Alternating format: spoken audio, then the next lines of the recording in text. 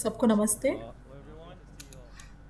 आप सबको देख के अच्छा लग रहा है। 네, 맞습니다. Good to see you. Luke chapter 16. 먼저 लूका 16 16절 देखेंगे, 말씀을 읽겠습니다. 1 से Let's 13। open our Bible to Gospel of Luke chapter 16.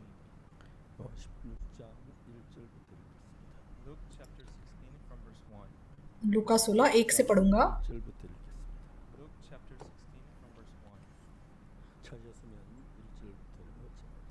If you are there, I'll read from verse 1. अगर आपको मिल गया है तो मैं 1 से पढ़ना शुरू करूंगा। If you are there, I'll read from verse 1. 또한 제자들에게 이르시되 어떤 부자에게 청지기가 있는지 그가 주인의 फिर उसने 소유를 चेलों से भी कहा, किसी धनवान का एक भंडारी था और लोगों ने उसके सामने उस पर ये दोष लगाया कि वो तेरी सारी संपत्ति उड़ाए देता है। 내 주인이 저를 불러 가로되 내가 내게 대하였더는 이 말이 없으니 अतः उसने उसे बुलाकर कहा, ये क्या है जो मैं तेरे विषय में सुन रहा हूँ? अपने भंडारीपन का लेखा दे, क्योंकि तू आगे को भंडारी नहीं रह सकता। Give an account of thy stewardship, that thou mayest be no longer steward. 청지야 소그려되 주인 내 직분을 빼앗으니 내가 무엇을 तब भंडारी सोचने लगा, अब मैं क्या करूं, क्योंकि मेरा स्वामी अब भंडारी का काम मुझसे छीन रहा है। मिट्टी तो मुझसे खोदी नहीं जाती और भीख मांगने में मुझे लज्जा आती है। 내가 할 일을 मैं समझ गया कि क्या करूंगा, ताकि जब मैं भंडारी के काम से छुड़ाया जाऊं तो लोग मुझे अपने घरों में ले लें। That when I am put out of this stewardship, they may receive me into their house. 주인에게 빚진 자를 낱낱이 불러다가 तब उसने अपने स्वामी के देनदारों को एक एक करके बुलाया और पहले से पूछा, तुझ पर मेरे स्वामी का कितना कर्ज है? उसने कहा, 100 मन तेल। तब उसने कहा, अपना खाता बही ले और बैठकर तुरंत 50 लिख दे। On 100 measure of oil. Then he said unto him, Take thy bill and sit down. फिर उसने दूसरे से पूछा, तुझ पर कितना कर्ज है? उसने कहा, 100 मन गहूँ। तब उसने उससे कहा, अपना खाता बही लेकर 80 लिख दे। Take thy bill to another, and how much owest thou? And he said, 100 measure. स्वामी ने उस अधर्मी भंडारी को सराहा कि उसने चतुराई से काम किया है, क्योंकि इस संसार के लोग अपने समय के लोगों के साथ रीति व्यवहारों में ज्योति के लोगों से अधिक चतुर है। 아들들이 자기 세대에서 있어서는 빛의 아들들은 지혜로 The Lord commanded wiser than the unjust steward, because he had done wisely. और मैं तुमसे कहता हूँ कि अधर्म के धन से अपने लिए मित्र बना लो, ताकि जब वो जाता रहे तो वे तुम्हें अनंत निवासों में ले। 친구를 사귀라. 그러면 없어질 때 제가 영원한 처소를 When 너희 he fail, I say unto you, make you yourselves friends of the mammon of unrighteousness. जो थोड़े से थोड़े में सच्चा है वो बहुत में भी सच्चा है, और जो थोड़े से थोड़े में अधर्मी है वो बहुत में भी अधर्मी है। 저에게 적은 것을 불리하면 큰 것도 This 불리하라. is unjust that is faithful in that what is least. इसलिए जब तुम अधर्म के धन में सच्चे ना ठहरे तो सच्चा धन तुम्हें कौन सौंपेगा? 너희가 만일 불의한 재물에 충분치 아니하면 누가 참된 것 너희에게 맡기라. Therefore ye have not been faithful. और यदि तुम पराये धन में सच्चे ना ठहरे तो जो तुम्हारा है उसे तुम्हें कौन देगा? 너희가 만일 남의 것에 충성치 아니하면 누가 너희의 것을 Who shall give you 너희에게 that which is your own? And if ye have not been faithful in that which is कोई दास दो स्वामियों की सेवा नहीं कर सकता, क्योंकि वो तो एक से बैर और दूसरे से प्रेम रखेगा, या एक से मिला रहेगा और दूसरे को तुच्छ जानेगा। तुम परमेश्वर और धन दोनों की सेवा नहीं कर सकते।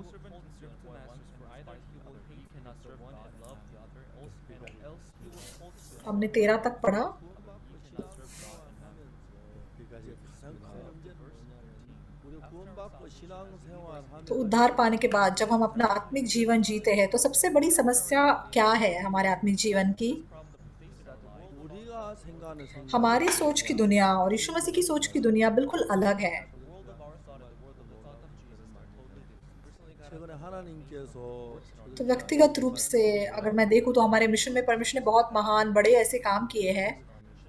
지난주에 우리가 정말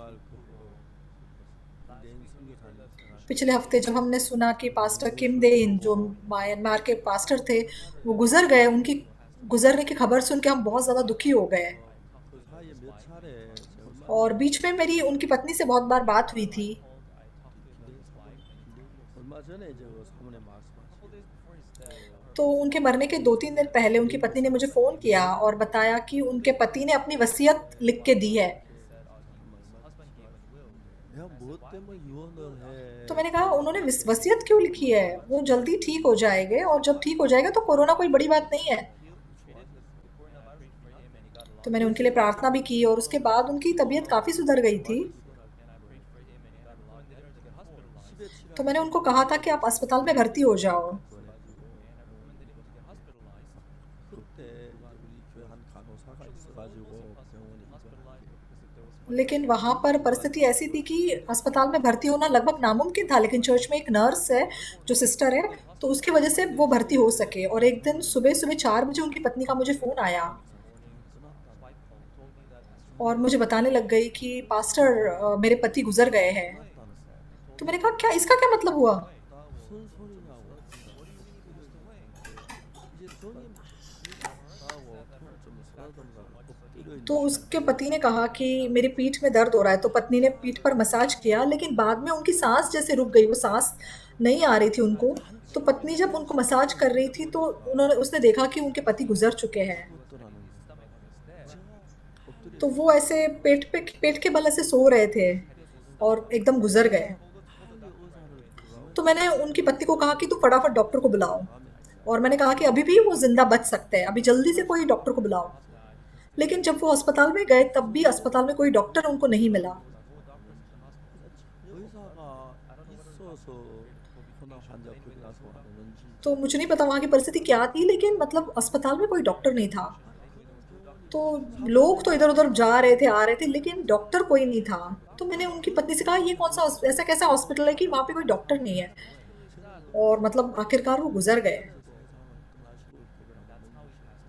저는 김 목사님 그 전에도 뭐 तो इससे पहले भी पास्टर किमदेन के जीवन में बड़ी मुश्किलें भी आई है, 그 뒤에 좀 और चाहे ऐसी मृत्यु जैसी परिस्थितियों का भी उन्होंने सामना किया, लेकिन उन्होंने उसको छलांग किया था। लेकिन इस बार जब मैंने उनके मृत्यु की खबर सुनी तो सच में मैं विश्वास नहीं कर सका।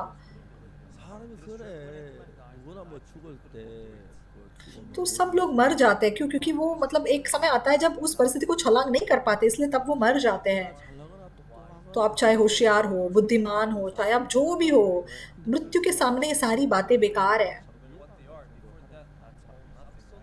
내가 이 짐을 तो परमेश्वर के सामने मैं इतना धन्यवादी हूँ कि अब तक कैसे मैं ज़िंदा हूँ। तो उनके फ्यूनरल वाले दिन हम सब इतने दुखी थे। 그 तो जब पास्टर किम 미얀마에 पहली बार म्यांमार गए थे तब इतनी मुश्किलें थी, क्योंकि वहाँ पर म्यांमार में मतलब मसीही एक भी नहीं है, कोई क्रिश्चियनिटी में विश्वास करने वाला बंदा नहीं था। लेकिन अब उन्होंने वहाँ पे इतना काम किया, वहाँ पे इतने सारे चर्चेस उन्होंने स्थापित किए हैं, 우리 선교사회 가운데 가장 훌륭한 और 선교사 हमारे मिशन में वो एक सबसे मतलब एक महान मिशनरी के रूप में अभी माने जाते हैं। 하는 꼭 그런 사람들만 तो मैं इतना निराश हो गया कि मतलब उनकी मृत्यु हो गई। तो हम नहीं जानते परमेश्वर की इच्छा क्या है, और जब हम अपना जीवन जीते हैं, 이제 우리가 삶을 사는 어제 저녁에는 제가 어제 오후에 결혼식이 있었어요. तो कल चर्च में किसी की शादी थी, इसलिए मैं गुमी नाम की एक जगह पे गया था। 우리 선교에 결혼해야 할 사람이 있는데 예식장 진행부에서 오늘 금호산 그 예식장 तो हमारे मिशन में कुछ लोगों की शादी हो रही थी। तो जो हमारे ऑर्गेनाइजिंग कमेटी के पास्टर्स हैं, तो उन्होंने मुझे बताया कि कुमी चर्च का जो वेडिंग हॉल है वो सबसे सुंदर है, इसलिए वहाँ पे शादी करवाते हैं। 결혼식을 마치고 और दोपहर में शादी का प्रोग्राम खत्म होने के बाद मैं वापस सोल आया, 올라와서 और शाम को मैरिड ब्रदर्स की मीटिंग थी। और कल मत्ती 24 से वचन बांटने का टाइम था,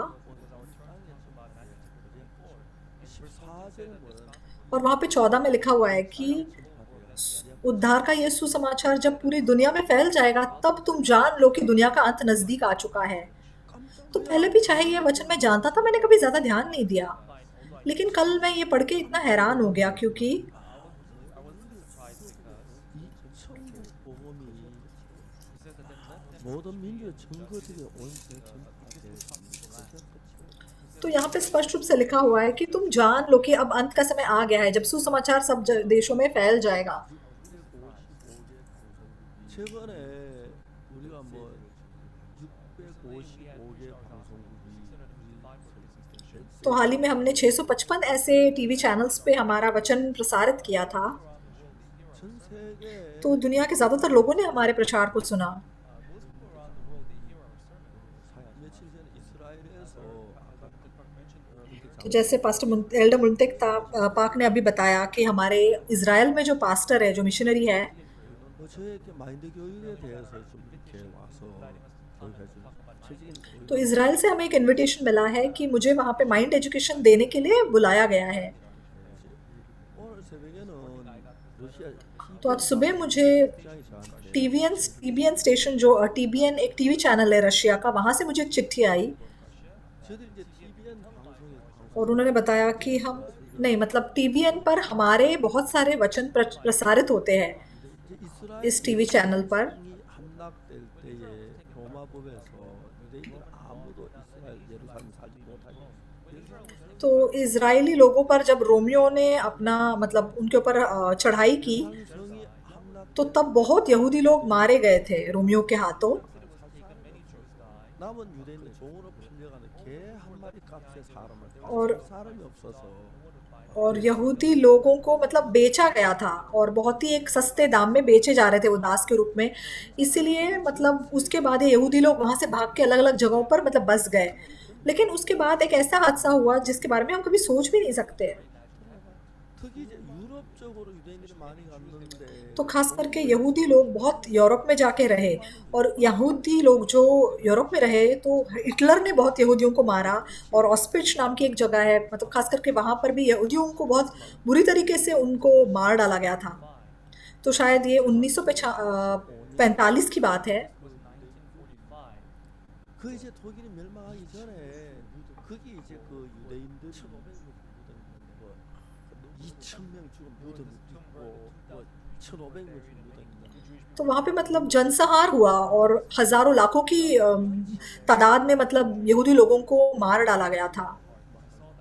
근데 그 마침 이스라엘 유대인 और उनमें से कुछ लोग वहाँ से यहूदी लोग भाग करके रशिया में जाके बस गए। तो रशिया और जर्मनी असल में तब मतलब एक दूसरे के शत्रु थे। 유대인들을 죽이는데 앞장서 तो जर्मनी में असल में सबसे ज़्यादा यहूदियों का मतलब नाश हो रहा था, उनको मार डाला जा रहा था। 러시아에서 तो इसलिए वहाँ से यहूदी लोग बहुत से जा करके रशिया में जाके बस गए थे, वहाँ पे रहना उन्होंने शुरू किया। 8년에 이스라엘 독립 때 तो 1948 में जब इज़राइल को आज़ादी मिली, तब बहुत से यहूदी लोग जो रशिया में जी रहे थे वो वापस अपने देश इज़राइल में आके रहने लगे। 그래서 그들이 이제 러시아 तो बहुत लोग रशिया से आके यरूशलेम में रहने लग गए। 정말 그들은 영어도 잘하고 뭐 이스라엘도 히브리도 잘하지만 정말 तो ये लोग मतलब 러시아 इंग्लिश भी अच्छे से बोलते थे, हिब्रू अपनी इब्री भाषा भी बोलते थे, और रशियन भाषा भी इन लोगों को अच्छे से आती थी। 근데 이제 그들 가운데 이제 유대 교회 और लेकिन उनमें से कुछ लोग ऐसे थे जो यहूदी धर्म का पालन करते थे। 제가 이제 러시아의 방송 तो जब हमने टीबीएन रशिया के द्वारा हमारा सरमन मतलब ब्रॉडकास्ट किया उनके चैनल पे, तो मैंने सुना कि इज़राइली लोग जो वहाँ पर रह के हमारे प्रचार सुन रहे थे टीबीएन के द्वारा, 유대교가 거의 대부분 이제 기독 तो ऑफ कोर्स यहूदा धर्म पालन करने वाले लोग भी हैं, लेकिन कुछ मसीही धर्म पालन करने वाले लोग भी थे। और मैंने सुना कि उनके बीच में कुछ लोगों ने हमारा वचन प्रचार टीबीएन टीवी चैनल से सुना। 사람들이 और कभी कभी जो हमारे इज़राइल के मिशनरी है वहाँ पे अगर वो लोग मिलते हैं हमारे पास्टर को, तो वो पूछते कि तुम्हारे ये पास्टर पाक यहूदी है या कोरियन है। तो वो पास्टर उनको बताते कि नहीं, वो तो कोरियन है।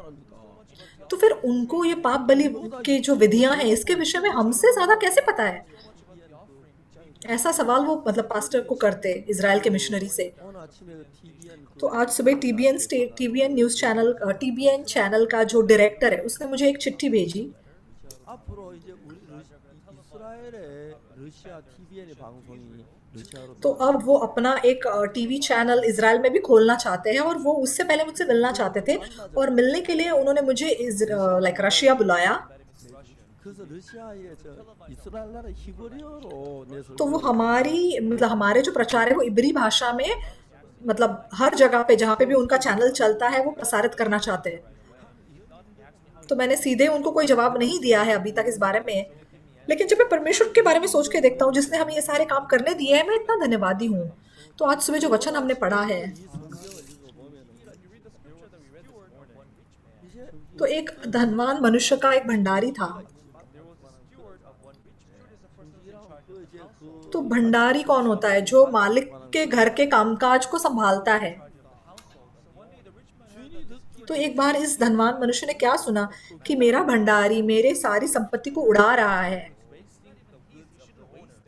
तो वो संपत्ति उसकी नहीं है, लेकिन वो उसको उड़ा रहा है। तो उसने जब ऐसी खबर सुनी कि मेरा भंडारी मेरी संपत्ति को उड़ा रहा है, तो उसने फटाफट से अपने उस भंडारी को बुलाया। हे, मैं तेरे बारे में क्या सुन रहा हूँ? मैंने सुना कि तू मेरी संपत्ति उड़ा रहा है। मुझे जल्दी से तेरे भंडारीपन का लेखा दे, और तू आगे से भंडारी का काम नहीं कर सकता।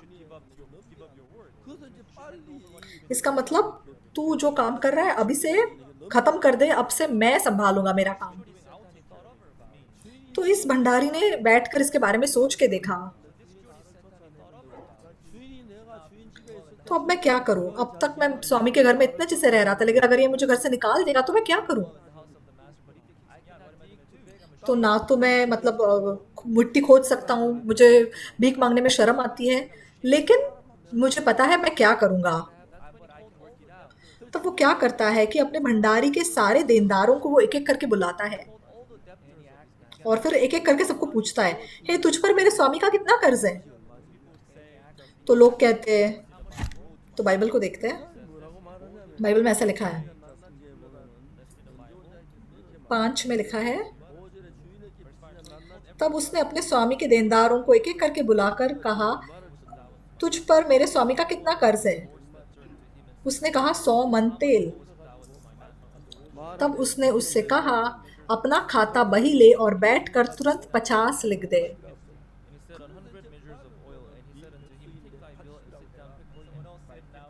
तो किसी ने कहा कि मेरे ऊपर 100 मन गेहूं का कर्ज है, तो ठीक है, तू 80 लिख दे। तो इस भंडारी ने क्या सोचा? तो ये जो देनदार है, इनके कर्ज का असल में सारा कामकाज इसके हाथों में था, लेकिन जैसे वो देनदारों का कर्ज धीरे धीरे करके कम करता जा रहा था,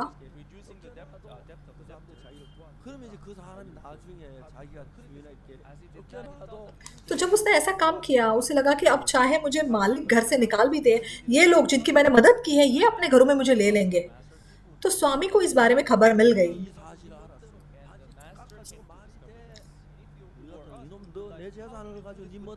तो अगर हम होते तो हम क्या सोचते हैं, तेरी हिम्मत कैसी हुई कि हमारी संपत्ति के साथ, मेरी संपत्ति के साथ तू ऐसा करे? अगर हम उसकी जगह में होते, अगर हम स्वामी की जगह में होते, तो हम शायद ऐसा कहते, हाँ, 100 मन तेल था, तूने क्यों 50 लिखवाया? 100 मन गेहूं का कर्ज था, तूने 80 क्यों लिखवाया? हाँ, तू क्यों मुझे ऐसा नुकसान पहुंचा रहा है? तो हमें लगा कि ये स्वामी भी इस भंडारी को ऐसे ही डांटेगा, लेकिन दोस्तों, जब आप ये वचन पढ़ते हैं तो वचन में क्या लिखा है? अगर आप गहराई से, ध्यान से इस वचन को देखेंगे,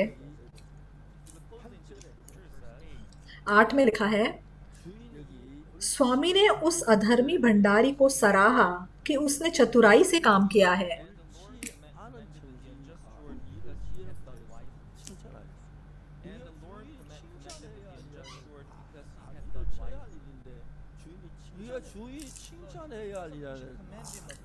तो ये सराहे जाने वाली कोई बात है नहीं है, ये तो डांट खाने वाला काम है असल में। लेकिन जब ये वचन मैंने पढ़ा तो मैं बहुत हैरान हो गया। तो ये स्वामी कौन है? ये स्वामी परमेश्वर है, ये यीशु मसीह है। तो उसके पास बहुत धन संपत्ति है,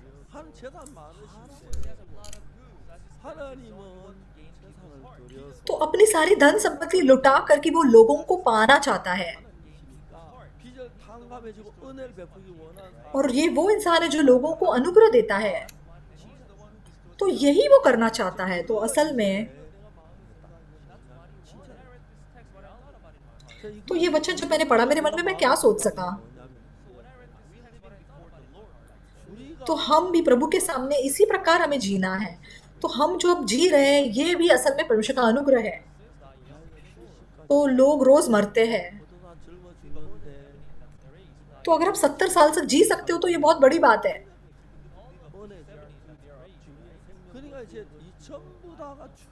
तो हमारा जीवन भी परमेश्वर का है, हमारी बुद्धि भी परमेश्वर की है, हमारी समझ, 지혜도 주의 것이고 हमारे पैसे, हमारी धन संपत्ति, सब कुछ परमेश्वर का है। 물질도 주의 것이고 तो प्रभु हमसे क्या चाहता है? 우리에게 원하는 게 뭐냐면 तो जब उसने हमें ये सेहतमंद शरीर दिया, 몸을 주었을 때에 उसने ये जो जीवन हमें दिया, जो हम अब जी रहे हैं, 살 때에 जो धन संपत्ति उसने हमें दी है, 재산이 많을 때 हमें जो बुद्धि उसने दी है, 그 지혜로울 때 내가 तो 위치 ये सब चीजें असल में परमेश्वर ने हमें दी है। 그래서 우리에게 और परमेश्वर मुझसे ये पूछेगा 그 주님이 저 कि मैंने तुझे सेहत दी, 너에게 건강을 줬다. तो मैंने तुझे 80 साल तक जीने दिया है, 아까 또 살게 해줬다. तो ठीक है, चलो अब हिसाब लगा के देखते हैं, 계산해 보자. तू मेरे लिए क्या करते आया है। 날 위해서 뭘 하고 살았느냐. 이 삶이 저는 그래도 부족하긴 해도 복음을 위해 살았던 이 삶이 주님 앞에 너무 तो मैं इतना धन्यवादी हूँ कि चाहे मैं पूरी तरीके से नहीं, लेकिन मैं अपना जीवन परमेश्वर को समर्पित करके जी सका। तो मेरे पास मेरी एक आंटी है जो काफ़ी बूढ़ी है। 이거는 우리 가족들 사이에 내가 뭐 그랬다는 이야기 그런 얘기 तो एक बार मेरे परिवार में भी ये खबर पहुंच गई कि मतलब एक अफवाह फैल गई कि मैंने पैसों का कुछ गफला किया है। तो उसके बाद एक बार जब मैं अपने उस आंटी से मिला, तो आंटी ने मुझे इसके बारे में पूछा, तो मैंने उसको कहा कि तुम्हें कहाँ से ये खबर सुनी। तो उसने कहा पता नहीं, बस ऐसी मतलब उड़ने वाली खबर थी, मैंने बस सुन ली, ऐसी कोई अफवाह। 누가 그러대. तो मुझे लगा शायद मुझे इसके बारे में इनके साथ बात नहीं करनी चाहिए। तो मतलब हमने विस्तार से इस विषय में बात नहीं की। और जब मैं वापस जाने ही वाला था, 근데 이제 하고 तो मैंने अपनी आंटी को कहा ठीक है आंटी मैं जा रहा हूँ। तो मेरी आंटी ने कहा कि तुम कहाँ जा रहे हो। मैंने कहा मैं घर जा रहा हूँ। ठीक है, 집이 어디야 집이지. तुम्हारा घर कहाँ पे है। 그래. मैं देजन में रहता हूँ। 집이 어딘데? अच्छा, 어딨노? 대전이지. देजन में कहाँ पे रहते हो। देजन में मैं चर्च में रहता हूँ। 대전 어디서 사노? 대전 교회? तूने अभी तक अपना घर नहीं खरीदा। 뭐 아파트 사놓은 거 없나? 우리 교회 목사님 사모님 तो मैंने कहा कि हमारे चर्च के पास्टर,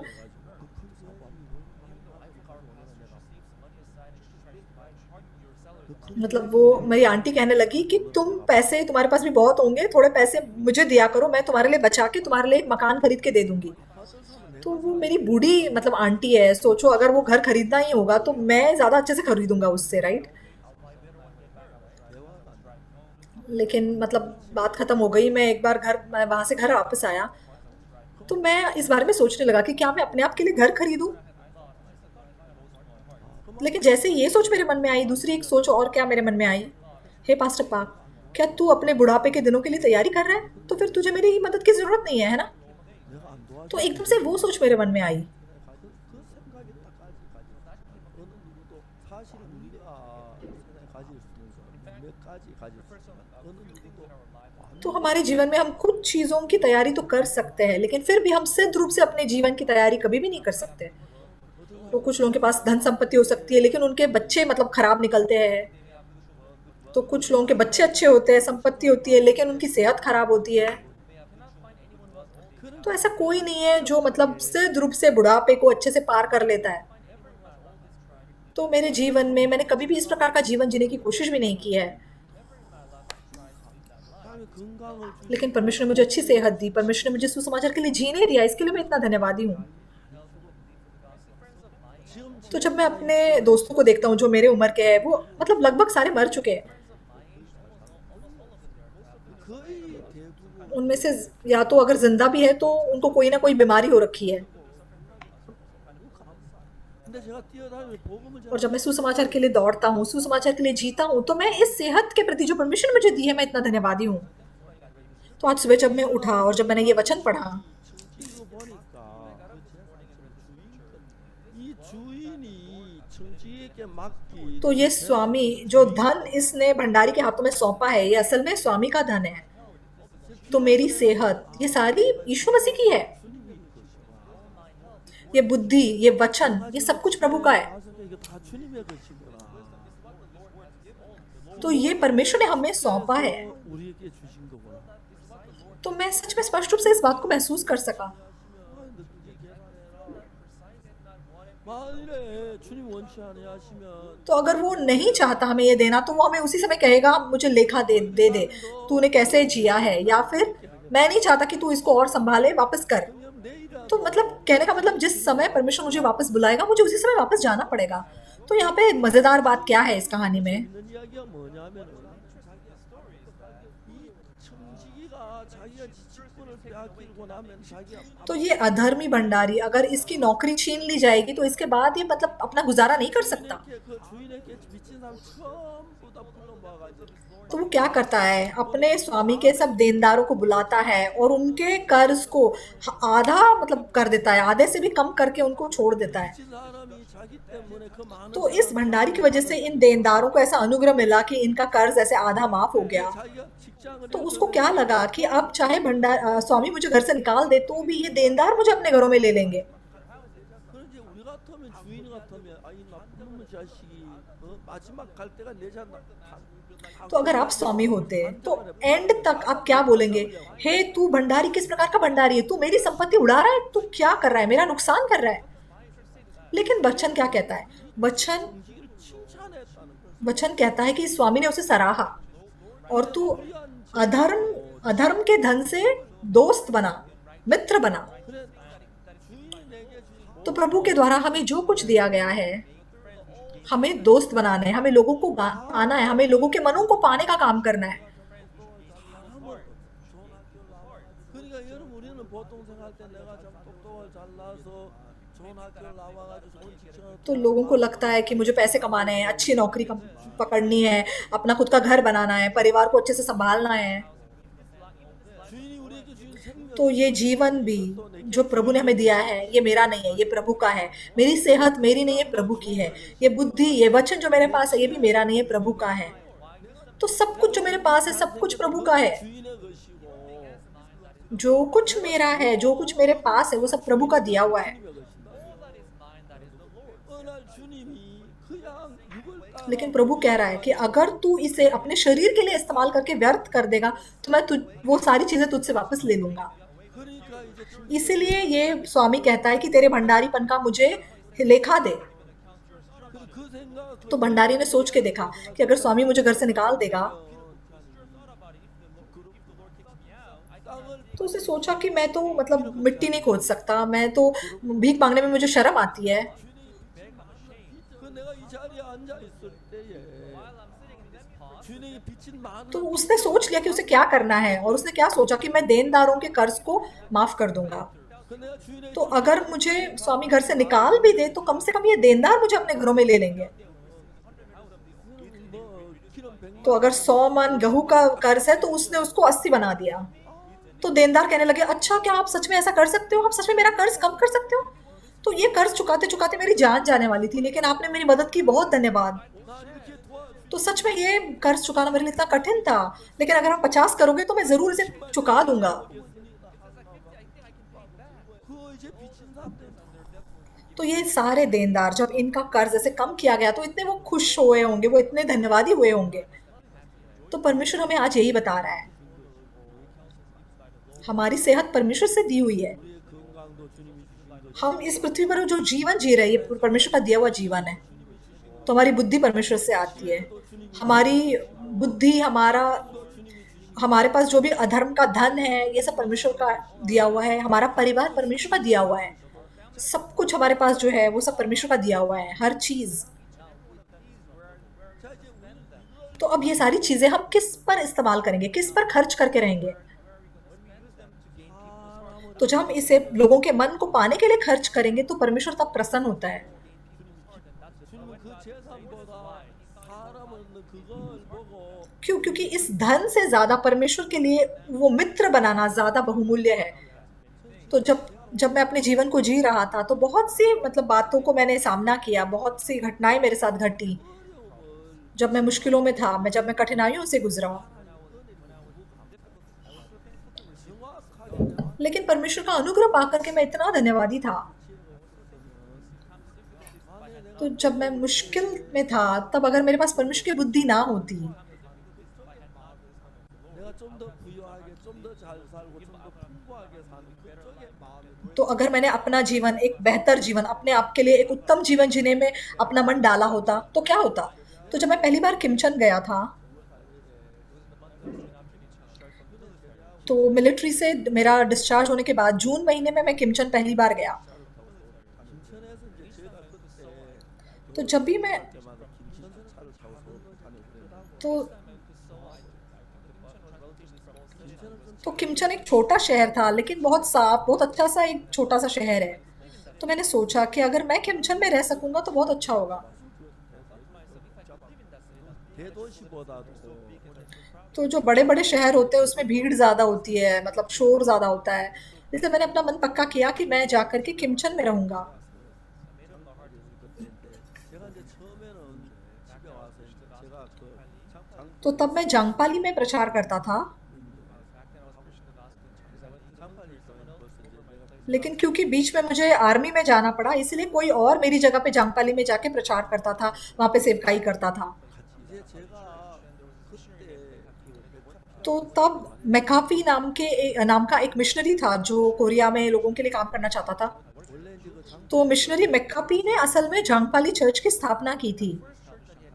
그분이 이제 그분 원래 तो जो पहला चर्च उन्होंने स्थापित किया था वो असल में जांगपाली चर्च था। तो असल में वो एक कारपेंटर और आर्किटेक्ट थे, 그창 고등의 정영창 그 교장 लेकिन कच्छंग हाई स्कूल के एक प्रिंसिपल थे। तो वो उनकी इंग्लिश बहुत अच्छी थी। 영어를 잘 잘하게 잘 तो वो अमेरिका गए थे, अमेरिका के बहुत से चर्चेज में भी वो जाकर आए थे। 한국에 우리 학교를 설립하려고 और अमेरिका के लोगों से उन्होंने कहा कि हम कोरिया में और भी स्कूल बनाना चाहते हैं, तो अगर आप हमें मतलब आर्थिक रूप से मदद करेंगे तो बहुत अच्छा होगा। 그래서 많은 분들 तो अमेरिका से बहुत लोगों ने उनको डोनेशन दिए और इसलिए उन्होंने वहाँ पे मतलब कोरिया में काफ़ी स्कूल्स बनाई। तो एक दिन जब वो ये काम कर रहे थे,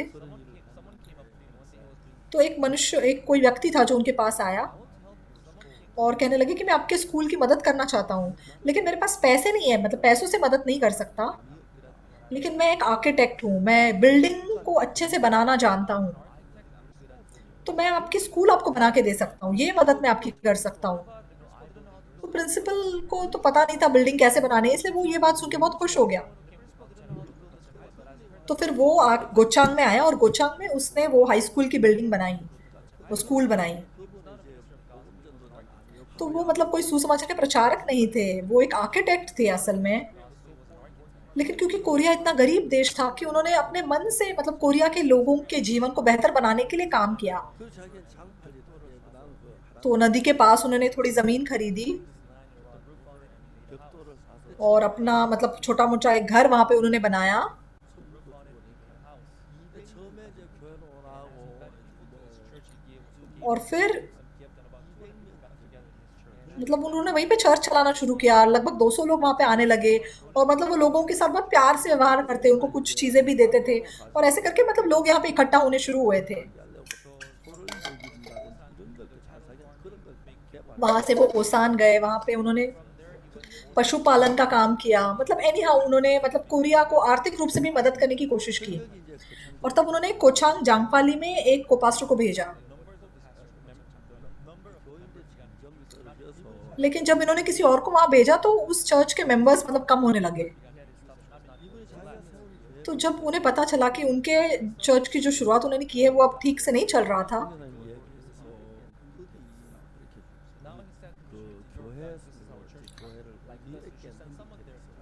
तो तब उन्होंने डिक्योक मिशनरी को कहा कि हमारा ऐसा ऐसा चर्च है, आप किसी मिशनरी को यहाँ भेजो।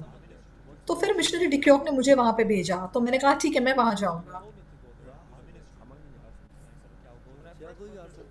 तो जब मैं पहली बार वहाँ गया तो वहाँ पे सिर्फ 2-3 संडे स्कूल के बच्चे मुझे दिखाई दिए। तो जब मैं वहाँ पे रहा, मैं इतना खुशी से वहाँ पे रहा।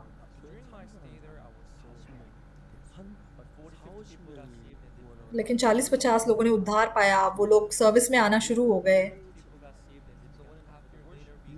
और 1.5 साल बाद हम हर दिन ऐसे इकट्ठे होने लगे, क्योंकि उन दिनों में ज़्यादा काम भी नहीं हुआ करता था। तो हम पूरा रात कभी कभी बैठ के गाने गाते, भजन गाते, गवाहियाँ बांटते। और फिर मैं वचन प्रचार करता 내가 말씀 और उसके बाद हम प्रार्थना का समय रखते। 난 뒤에 이제 तो 기도해서 उन दिनों में जैसे लगभग रोज हम इकट्ठे होते थे।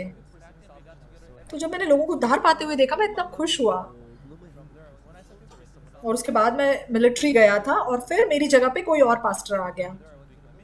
तो मैंने सोचा मैं वापस किमचन जाके सेवकाई करूँगा। मतलब मैंने सोचा मैं किमचन जाके सेवकाई करूँगा, लेकिन अचानक से क्या हुआ, 생각지 않게 मैं मिशनरी एंडरसन से मिला। 힘든 성경을 만나가지고 तब मैं पहली बार उनसे मिला था, लेकिन उन्होंने मुझसे कहा कि मैं 1 साल तुम्हारे साथ रहना चाहता हूँ। 근데 그분이 기도를 했는데 집을 줬습니다. तो बाद में उन्होंने प्रार्थना की और उनको पैसे मिले। उनके पैसों से फिर हम एक जगह किराए पे ले सके और हम साथ-साथ रह सके। और तब से जो जीवन मैंने जिया है, मैंने अपने जीवन में क्या सीखा है, तो चाहे मैंने बहुत मुश्किलों से भी मतलब मैं गुज़रा हूँ, चाहे मैंने बहुत समस्याओं का सामना किया है, 주님에 의해서 물질들이 공급되고 주님이 우리 어려움을 मैं देख सके कि कैसे परमेश्वर ने मुझे पैसे दिए, कैसे समय-समय पे परमेश्वर ने मुझे हर चीज़ दी जो मुझे ज़रूरत थी। 그래서 제가 그 사이에 뭐 여러 가지 물질 어려운 적이 있었고 기도 안 적도 많고 또 안 돼서 좀 어렵다. तो ऑफ कोर्स कभी-कभी मतलब आर्थिक समस्याएँ हुई, कभी-कभी हमें बहुत सी बातों की कमी घटी महसूस हुई, लेकिन एक बात जो मैं स्पष्ट रूप से महसूस कर सका, वो क्या है कि हमने जो भी किया, हमने प्रभु के लिए किया। और सारा पैसा भी जो हमें मिला, वो सब प्रभु की ओर से मिला था। 그런데 나는 내가 보통 사람들이 돈을 तो लोग जब ज़्यादा पैसे कमाते हैं, तो उनको लगता है कि वो बहुत होशियार है, स्मार्ट है, इसलिए बहुत पैसे कमा रहे हैं। उनको लग रहा है कि उनको लग सकता है कि हाँ, मैं मेहनत कर रहा हूँ, इसलिए मैं बहुत ज़्यादा पैसे कमा रहा हूँ। लेकिन 세상을 보면은 दुनिया को अगर आप देखेंगे, तो ऐसा नहीं कि सारे होशियार लोग ही पैसा कमा रहे हैं। ऐसा नहीं है कि सिर्फ सेहतमंद लोग ही बहुत अमीर है, ऐसा नहीं है। तो जब मैंने बिना किसी पैसों के कुछ काम शुरू किया, 어렵기도 했고 배도 고플 때가 많았지. 그 하는 훈련하러 하신 것이고 하는 तो चाहे तब परिस्थिति आसान नहीं थी, हम भूखे भी रहते थे, लेकिन मैंने देखा परमेश्वर ने हर समय पे मुझे मतलब सहायता की। 다시 말해서 내가 건강하게 तो मैं मतलब इतना धन्यवादी था कि बस एक सेहतमंद शरीर के साथ मैं ये सुसमाचार प्रचार कर सकता हूँ। और मुझे नहीं मालूम था कि मैं कितने साल ज़िंदा रहने वाला हूँ। 이제 늙었으니까 तो अब 2-3 सालों में मैं 80 साल का होने वाला हूँ। 저는 정말 처음에 लेकिन जब 예수님까지 पहले मुझे लगता था कि शायद मैं 60 साल से ज़्यादा नहीं जी सकूँगा। 제가 예수님까지 산다고 모든 걸 정리하고 사고 터지고 तो मैंने अपने जीवन की योजना ऐसी की थी कि शायद मैं 60 या 65 साल तक ही ज़िंदा रहूँगा। लेकिन अब देखो, मैं अब ऑलमोस्ट मतलब 80 साल का होने वाला हूँ। तो सच में मेरा ये जीवन पूरी तरीके से परमेश्वर का जीवन है। परमेश्वर का है मेरा जीवन। तो आज भी अगर प्रभु मुझे बुलाएगा, तो क्या मेरे पास कोई चुनने का मौका है? मुझे बुलाएगा तो मुझे जाना पड़ेगा। मेरी सेहत भी परमेश्वर की है। ये सुसमाचार भी मुझे परमेश्वर ने दिया है।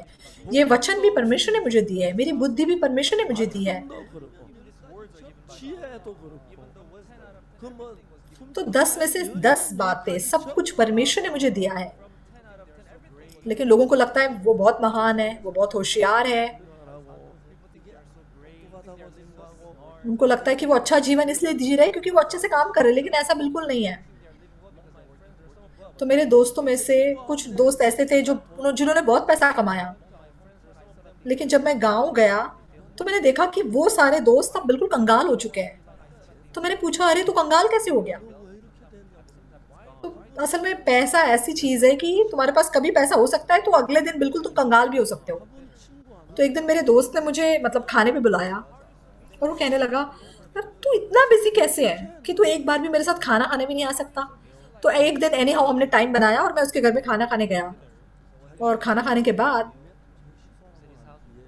तो उसने कहा कि उसका घर यहाँ से बस 100 मीटर की दूरी पर है। तो उसने कहा कि तू बस मेरे घर पे होके चला जा। तो मैंने कहा ठीक है, आज रात के खाने के बाद मैं फ्री हूँ, तो मैं आके देखता हूँ तेरा घर। तो जब हम उसके घर जा रहे थे, तो वो अपने जीवन के बारे में बताने लगा कि वो सनसन गांव में रहता था। तो वहाँ पर उसने अपना बिजनेस किया और उसने बहुत पैसा कमाया। उसका बिजनेस एकदम सफल हो गया और उसने अपना खुद का मकान खरीदा। लेकिन उसकी पत्नी को तब कैंसर हो गया। लेकिन उसकी पत्नी को वो अपार्टमेंट, वो मकान इतना ज़्यादा पसंद था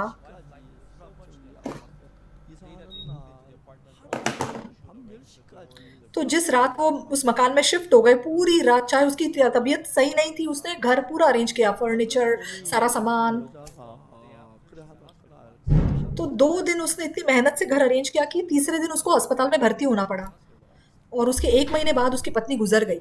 아이가 1 month later 그래가지고 그때 뭐 아이가 He was still young back then, so he began to look for some woman. तो तब मेरा ये दोस्त मतलब काफी जवान था, इसलिए उसने किसी और लड़की से शादी करने की कोशिश की। 그 여자가 아파트를 तो जब वो किसी एक लड़की से मिला, तो उस लड़की ने क्या कहा कि वो मकान तू अगर मेरे नाम पे करेगा तो ही मैं शादी करूंगी। तो फिर उस मेरे दोस्त ने कहा नहीं, ऐसे तो मैं नहीं कर सकता। 내가 अगर मेरे पास 2-3 मकान होते तो शायद एक मकान तेरे नाम पे कर देता, लेकिन मेरे पास भी एक ही मकान है। 하나밖에 없는데 तो अगर ये मकान भी तुझे दे दूंगा और मान लो हमारा बाद में जाके तलाक हो जाए तो मैं क्या करूं। तो फिर वो पत्नी क्या, वो लड़की क्या बोलने लगी, अगर तू मर गया और मान लो बच्चे मेरे साथ बुरा व्यवहार करे तो फिर मैं क्या करूंगी। तो फिर इस मेरे दोस्त ने कहा ठीक है छोड़ो, तो फिर हम अलग हो जाते हैं। और फिर मतलब इनका रिश्ता ऐसे टूट गया। तो इस लड़की से भी मतलब शादी नहीं कर सका। उसके बाद एक और लड़की से मिला, तो वो लड़की भी यही बातें बोलने लग गई। तो इस दोस्त ने उस लड़की को भी छोड़ दिया। तो अब वो मेरा दोस्त अकेला रहता है। उसके पास 2 बेटे हैं। 아들 둘이 있는데 तो पहले बेटे की शादी हुई है लेकिन बच्चे नहीं हैं, और दूसरा बेटा शादी करना नहीं चाहता क्योंकि वो पिता के साथ रहना चाहता है। तो मेरा ये दोस्त जब मेरे घर आया, Grandchildren hugging me and saying, "Oh, जब उसने मेरे पोता पोतियों को देखा मेरे पास आके खेलते हुए, मुझे दादा दादा बुलाते हुए, तो वो मेरा दोस्त मतलब इतनी हैरानगी के साथ मुझे देखता रहा। तो मैं भी जान सका कि मैं भी ऐसे ही ऐसा मतलब यूं ही ऐसा जीवन नहीं जी रहा हूँ। परमेश्वर ने मुझे बहुत सी आशीषें दी है। मेरे पास एक बेटा है, बेटी है, मेरे पास 4 पोता पोतियां हैं। 돼지가 떤다가 넷이나 있으니까 एक मेरा पोता बिल्कुल सुअर जैसा है, एक बिल्कुल हाथी की तरह है।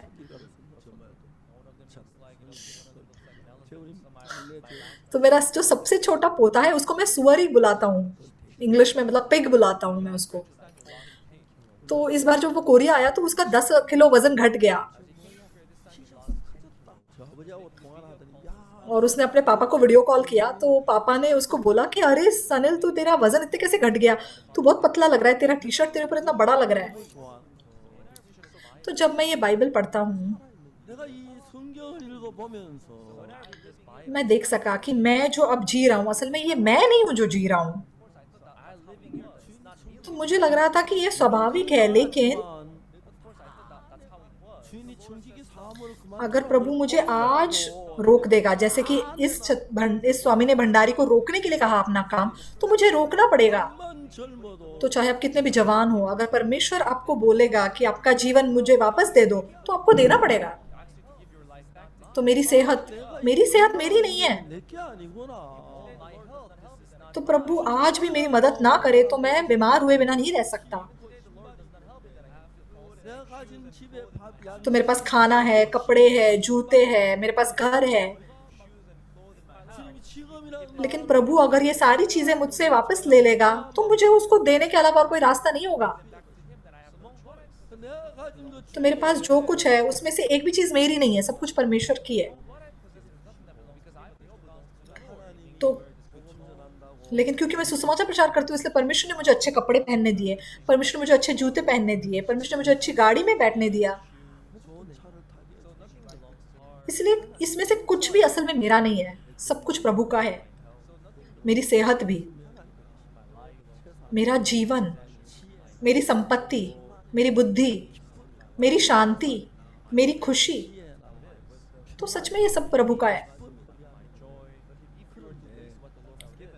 लेकिन जो प्रभु ने आपको दिया है, अगर आप उसको व्यर्थ खर्च करेंगे और परमेश्वर अगर आपसे उसका हिसाब मांगेगा तो आप क्या करोगे। 그래서 이제 우리가 तो हमें सुसमाचार के लिए जीना है, हमें इस प्रभु के लिए जीना है। 이 청지기 तो इस भंडारी ने अपने सारे देनदारों को बुलाया और पूछा तेरे ऊपर कितना कर्ज है मेरे मालिक का। तो 100 मन तेल, 100 मन गेहूं, ठीक है 50 लिख दे। 빨리 80이라고 아, तो ठीक है तेरा 20 कम कर दे। हाँ 100 मन तेल पर का कर्ज है मेरे ऊपर, ठीक है अभी बैठ और तू 50 लिख दे। 이 50이라고 써라. 그래서 이제 그들의 빚을 तो इस प्रकार उसने उन देनदारों के कर्ज को कम कर दिया, माफ कर दिया। तो मुझे लगता है परमेश्वर को ये चीज शायद पसंद है। उसने हमारे पापों को धोया, हमारे पाप क्षमा किए, धो दिए। 탕감해주고 씻어주고 그래서 이 청지기가 하늘 일에 우리가 이런 세상적인 면으로 주인의 तो संसार की आंखों से अगर आप देखोगे तो ऐसा लगता है जैसे ये भंडारी अपने मालिक को नुकसान पहुंचा रहा है, 주인은 क्योंकि 하나님 यहाँ पे जो मालिक है वो परमेश्वर है, वो इंसान नहीं है। 그 재단을 바쳐서 사람 तो प्रभु लोगों के मनों को पाकर खुश है, इसलिए उनके कर्ज को माफ करके भी वो उनको पाना चाहता है। 정말 우리가 예수님 앞에 청지기와 तो प्रभु के सामने हम भी बिल्कुल उस भंडारी के समान हैं।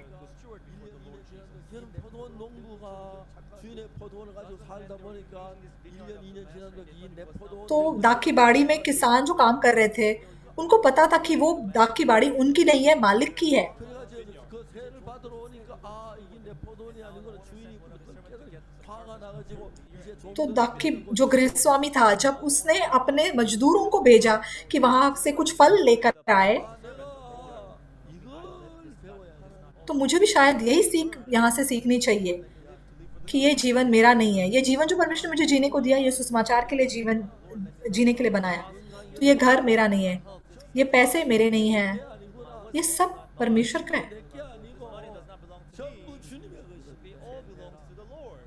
The Lord tells me to use stop. तो एक दिन अगर प्रभु मुझे कहेगा तू बस कर दे, आज तेरा हिसाब दे मुझे, आज तेरे भंडारीपन का लेखा दे, तब हमारे पास प्रभु के सामने कहने के लिए कुछ नहीं होगा। तो ये जो भंडारी था, 그래서 이 종이 문제가 있냐면은 ठीक है मैं इन देनदारों के कर्ज को माफ करूंगा और इनके मन को मैं पाऊंगा। 그래 사람을 얻자 तो इस भंडारी को अपने स्वामी का मन पता चला। 그래서 이제 미일 तो जिनके ऊपर 100 मन तेल का कर्ज था, उसने उसे कम कर दिया। तो अगर मैं उसकी जगह पे होता तो मैं ऐसा कभी ना करता।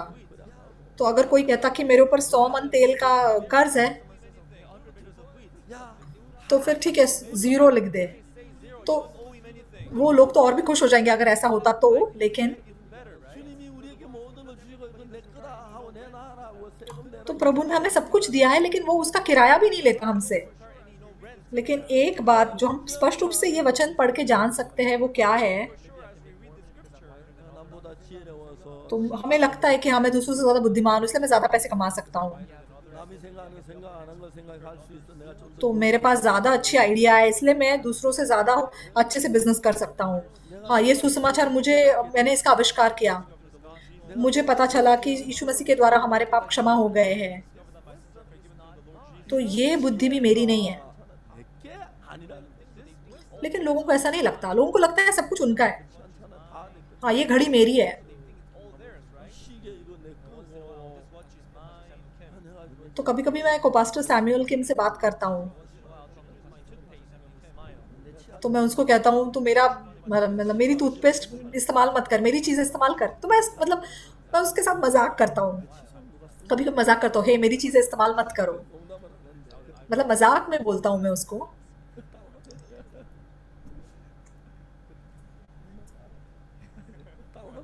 तो पास्टर कह रहे कि तुम्हें कैसे लगता है तब, तो पास्टर कहते हैं मैं मजाक करता हूँ उस समय।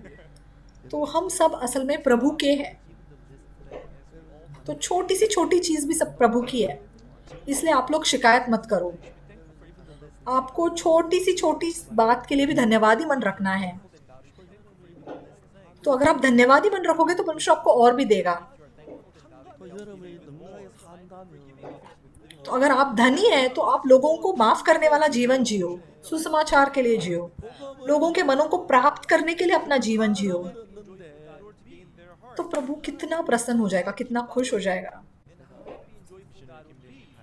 तो मिशनरी किम देन की मृत्यु हो गई, वो गुजर गए। 그 김대인 성전하고 तो उन मेरे आसपास के लोगों से मैंने पास्टर किम देन के बारे में इतनी बातें सुनी थी, 참 자주 가긴 해. 특히 미얀마에 और मैं म्यांमार बहुत बार गया भी हूँ। 전 자주 가긴 했는 편.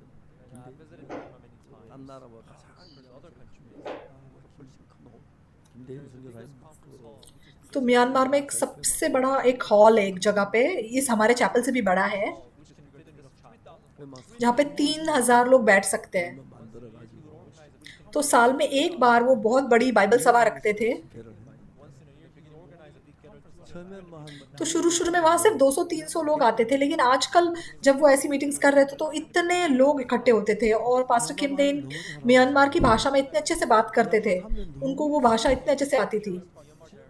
तो वो हमेशा बताते कि म्यांमार के लोगों के पास सबसे शुद्ध मन है और इतने अच्छे हैं म्यांमार के लोग। 진짜 우리 한국에서 미얀마 갔다가 미얀마를 तो कुछ लोग ऐसे भी है कोरियन जो म्यांमार एक बार जाके आए और बाद में वहीं पे जाके सेटल हो गए, 단기 갔다 오는 학생들이 미얀마 갔다 오는 미얀마가 살 और कुछ शॉर्ट टर्म मिशनरी म्यांमार गए, वो वापस कोरिया आकर तो दोबारा म्यांमार जाकर रहने के लिए चले गए। मतलब ऐसे भी लोग बहुत हैं। तो आपको जानना ज़रूरी है, सब कुछ परमेश्वर की ओर से आया है। छोटी सी छोटी चीज़ भी परमेश्वर से आई है। 뭐 당연한 것 이제 진짜 이거 내가라고 생각하면 내가 तो अगर आपको लगेगा कि ये आपकी है तो आप आपकी मर्जी से उसे इस्तेमाल करोगे, लेकिन ये सच नहीं है। सब कुछ परमेश्वर का है, आपका नहीं है।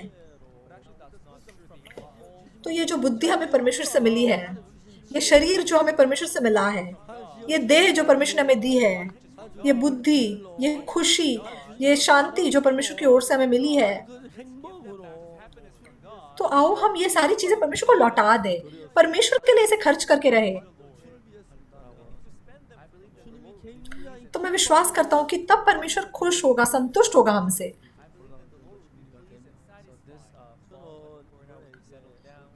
तो मुझे लगता है इस बार जब ये कोरोना वायरस की परिस्थिति खत्म हो जाएगी तो हम इजराइल जाने का प्लान बना रहे हैं।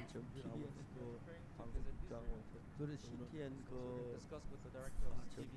TVN तो TBN टीवी चैनल के जो डायरेक्टर है उसके साथ हमारी बातचीत हो रही है।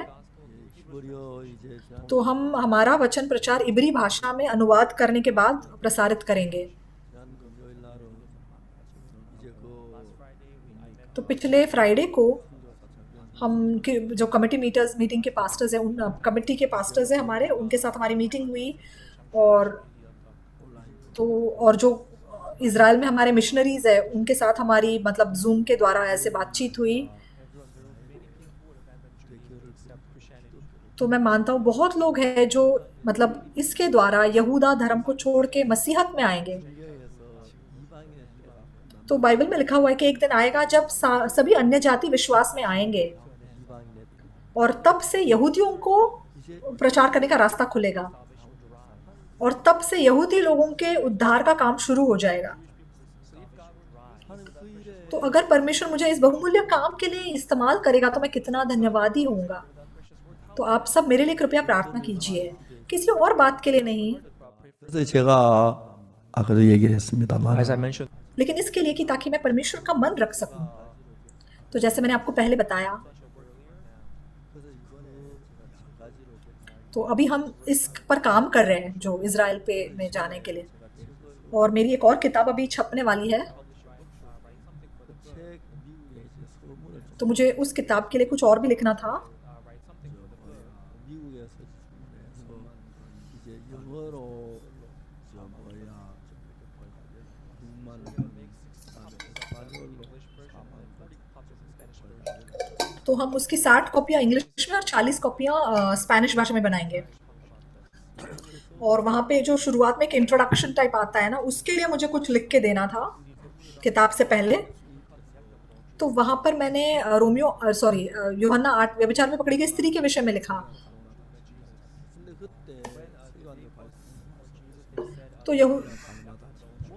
तो फरीसी लोग जब इस औरत को पकड़ कर लाए तो उन्होंने क्या कहा कि ये स्त्री व्यभिचार करते हुए पकड़ी गई है, और मूसा में व्यवस्था में हमसे कहा है कि इस पर पथराव करके इसे मार डालो, लेकिन तू इसके विषय में क्या कहता है। तब यीशु भूमि पे झुक के उंगली से कुछ लिखने लगता है। तो बहुत से बाइबल के जो विद्वान हैं तो उन्होंने बहुत रिसर्च करने की कोशिश की कि वो क्या चीज़ थी जो यीशु ने भूमि पर लिखी है। तो वो बहुत मतलब जानना चाहते थे यीशु ने क्या लिखा, और मैं खुद भी बहुत उत्सुक था, मैं बहुत जानना चाहता था कि यीशु ने भूमि पे तब क्या लिखा होगा। एक दिन मैंने इर्मया 31 का 31 लिखा, तब मुझे ये बात पता चली। तो बाइबल में सिर्फ 2 बार प्रभु जो है अपनी उंगली से कुछ लिखता है। तो सबसे पहली बार जब उसने पत्थर की पट्टियों पे 10 आज्ञाएं लिखी थी तब अपने उंगली से उसने लिखी थी, और दूसरी बार यही है जो यीशु मसीह भूमि पे झुक के कुछ लिखता है यूहन्ना 8 में। 첫 번째 तो सबसे पहले जो उसने लिखा वो व्यवस्था था, मतलब 10 आज्ञाएं थी जो अपने उंगली से उसने खुद लिखी। 그게 이제 तो बहुत लोग उन 10 आज्ञाओं को वाचा कहते हैं, एक वाचा, वो भी एक वाचा है, इंग्लिश में कॉवेनेंट। तो एक बार मैं फिलाडेल्फिया गया था अमेरिका में, 제가 वहाँ पर एक बड़े चर्च के पास्टर आए थे। तो जब हम आपस में बात कर रहे थे उन्होंने अपना बिजनेस कार्ड मुझे दिया, तो उसके चर्च का नाम क्या था, कार्ड पे लिखा हुआ था न्यू कॉवेनेंट चर्च, मतलब नई वाचा कलीसिया। तो मैंने उस पास्टर से पूछा आपको पता है नई वाचा क्या है, तो उन्होंने कहा नहीं पास्टर नहीं पता।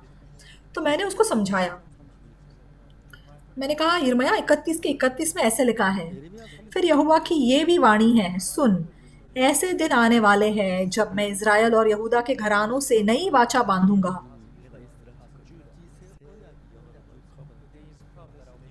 और मैंने बताया कि ये नई वाचा बाइबल में लिखी हुई है। तो 32 में क्या लिखा है, वो उस वाचा के समान ना होगी जो मैंने उनके पुरखाओं से उस समय बांधी थी जब मैं उनका हाथ पकड़कर उन्हें मिस्र देश से निकाल लाया,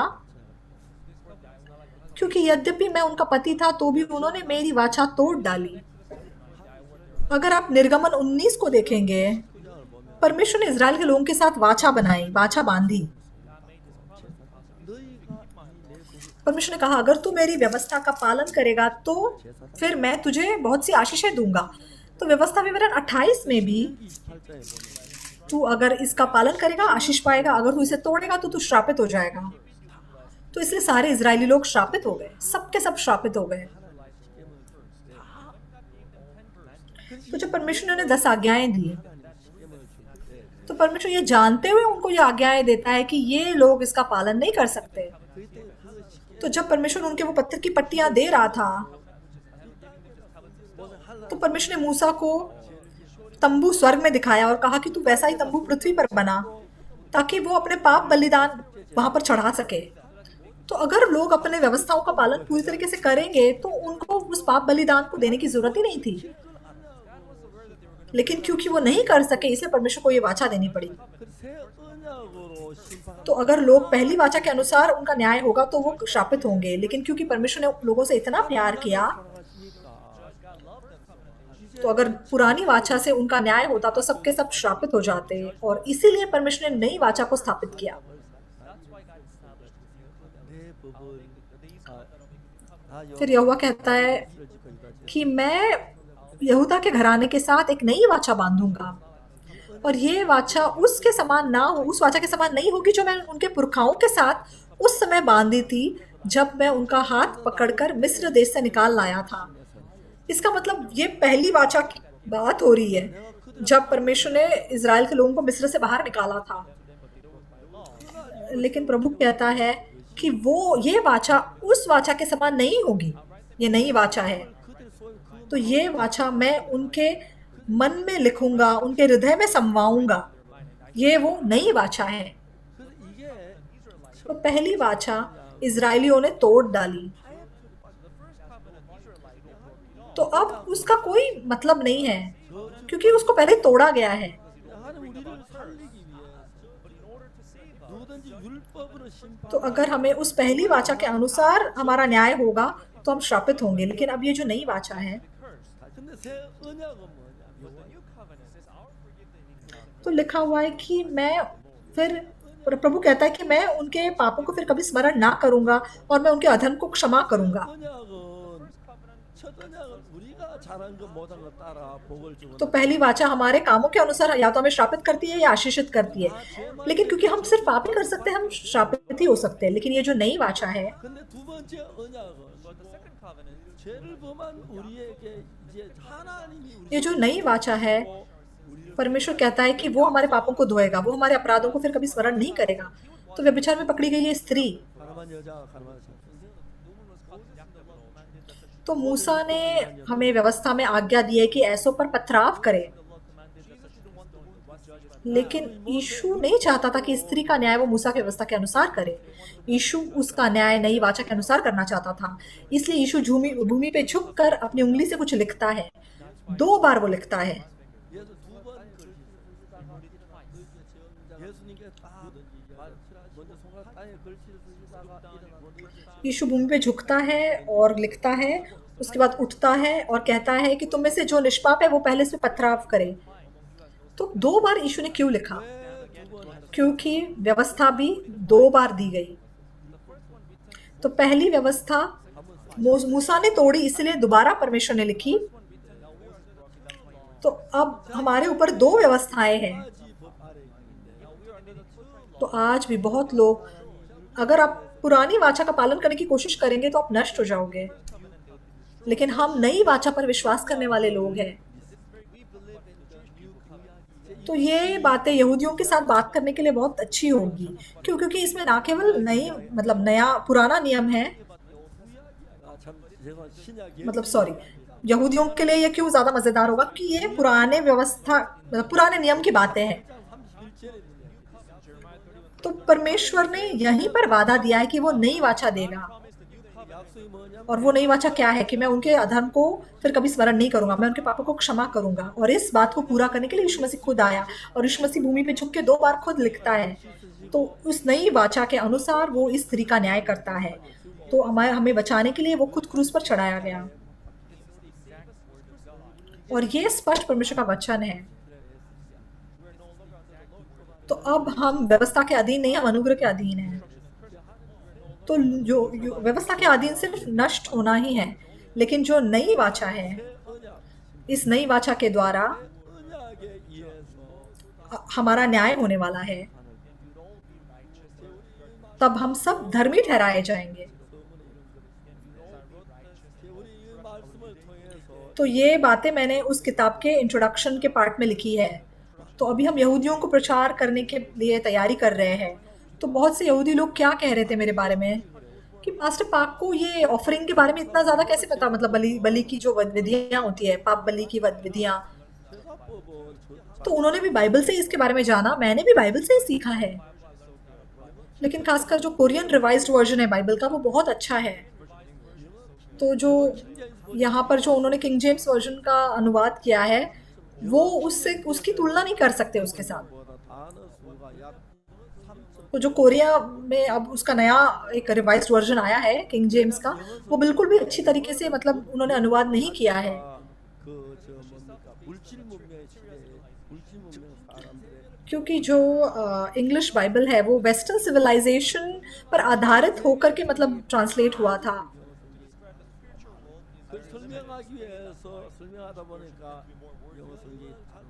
तो इसलिए मतलब उसका जो अनुवाद है वो काफ़ी हद तक मतलब कोरियन बाइबल से अलग है।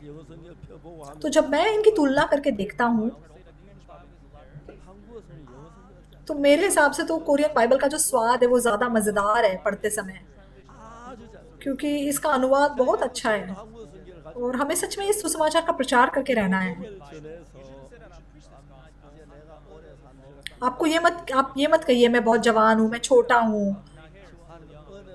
आप ऐसा मत सोचो कि हाँ जो बूढ़े हैं उनको करने दो। आपको धन्यवादी होना चाहिए। आपके पास जो भी है उसके लिए धन्यवादी होना है कि हाँ परमेश्वर ने मुझे ये सेहत दी है, कि परमेश्वर ने ये जीवन मुझे दिया है, मैं धन्यवादी हूँ। आपको धन्यवादी होना है कि परमेश्वर ने मुझे सुबह खाना खाने दिया, नाश्ता खाने दिया। हर चीज़ के लिए आपको धन्यवादी होकर रहना है, क्योंकि ये सब परमेश्वर के अनुग्रह से आपको दिया गया है। तो ये सारा अनुग्रह आपको किस पर खर्च करके रहना है? आपको इसका मतलब धंधा करके रहना है। आपको ये चीज़ों का व्यापार करना है। आपको ये चीज़ों को, लोगों के पापों को क्षमा करने के काम के लिए इस्तेमाल करके रहना है।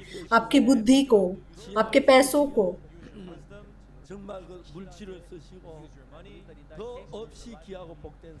तो मैं विश्वास करता हूँ कि अगर आप ऐसे जियोगे तो आपका जीवन आश्रित हुए बिना नहीं रह सकेगा।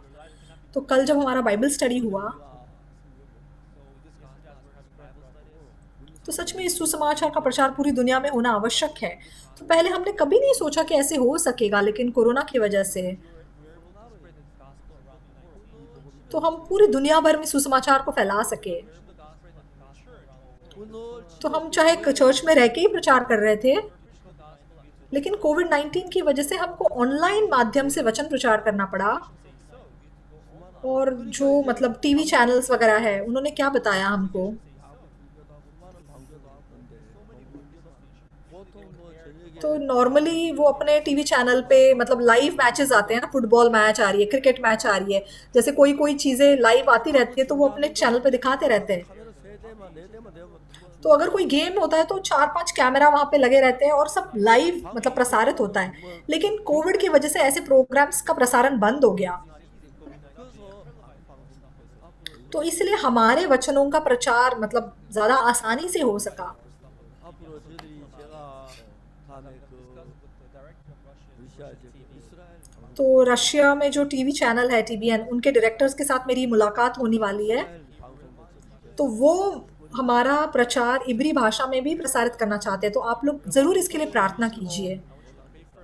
정말 온 세계가 다 구원받는 만천하가 और मैं आशा करता हूँ कि पूरी दुनिया में सुसमाचार का प्रचार का काम उभर कर पूरा होगा, और जो वादा परमेश्वर ने हमें दिया है, जो सेहत, जो खुशी, जो बच्चे परमेश्वर ने हमें दिए हैं, हमें अपने आप के लिए इनको इस्तेमाल नहीं करना है, हमें इसे परमेश्वर के लिए खर्च करना है। तो मैं आशा करता हूँ आप ऐसा जिएंगे। धन्यवाद।